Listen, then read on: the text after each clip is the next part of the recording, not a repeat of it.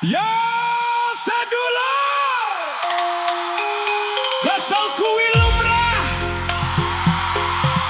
sing penting rejekine halal.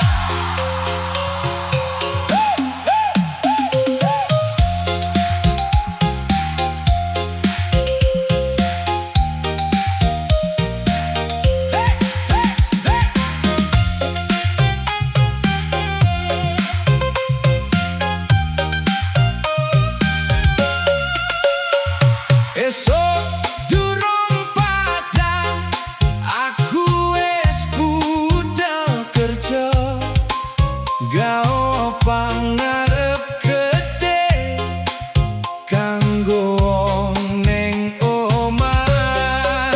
Panas udan tak lakoni, ora tau tak wedi, saben tetes keringet berkah sing ngancani. Ojo isin kerja keras, mergo kuwi dalan mulya, sing penting halal lan gawe ati tentrem. Ora popo kesel, sing penting halal. Esok nganti wengi tetep tak lakoni. Ora popo kesel, sing penting berkah, mergo kula warga dadi semangatku.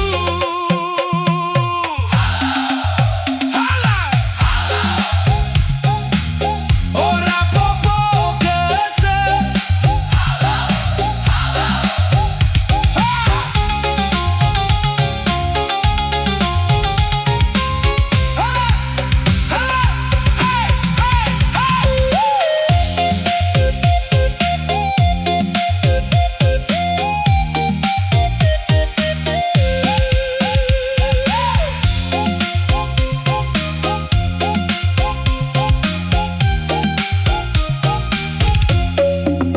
kuli sopir petani, pedagang lan buruh pabrik, kabeh padha mulya yen rejekine halal. Ora usah gumunan karo uripe liyan, sing penting terus usaha lan tansah bersyukur. Mbok durung sugih nanging atiku tentrem, mergo